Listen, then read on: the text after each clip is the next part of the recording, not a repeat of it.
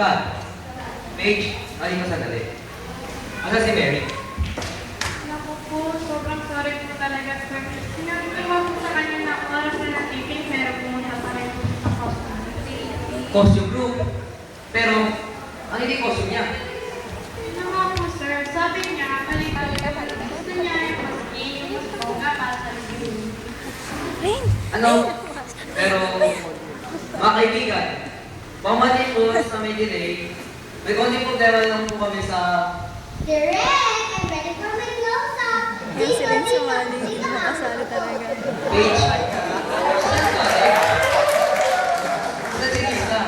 Sisa lang yung Mary. Recommend! Because sabi ko sa kanya, recommend. At tayo yung nagalian niya. Pero tumawag ako ng paraan, tumawag ako sa Big Star Agency. Sabi nila, meron daw silang Big Star na kinakailangan mo. Ha? Tarin Ano ka mo? You, Mr. Cameraman, nakasaan sa kontrata ko na ito lang ang anggulang pupunan sa akin. Dahil dito, kitang-kita ang aking youthful glow. And direct, hindi mo nakapage lang.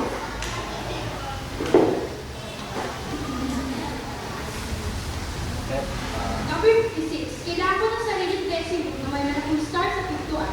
Number 7, I'm a star. Hindi ako makikitabaw sa mga bata o mga hayop. Kaya kailangan natin alisin ang mga bata at ang leaders.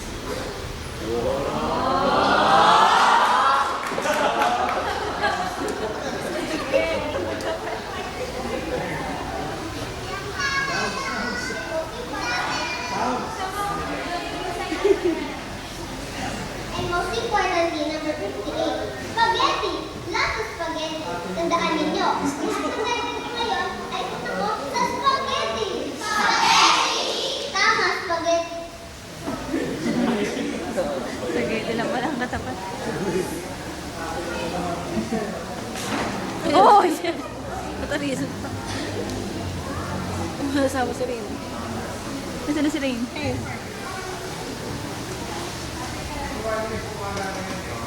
Kakasabi pa lang na bawal nga bata eh. Sumali. Ay, si Rain. Naku, dili, kung magpakataako. Paige. Bakit naukas? Naukas? Relax lang. Di na ibabang ganito. May konting problema tayo dinamik at ayusin. Mga kaibigan, konting kiss lang naman po at dadaro ulit ng aming camera.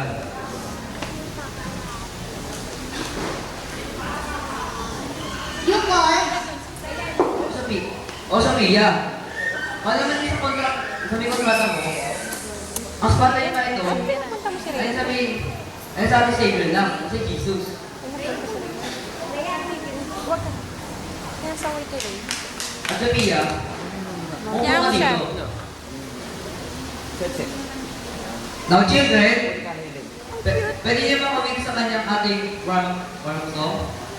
Talagang may sarili mo po. Assistant lang yung isa. Kaya may sarili mo po ano. Aman. Ayaw na sumama. Tayo na ako. Ano nyo? Ay, naku. Hindi naman kasali sa alin. Sikat na naman, teacher.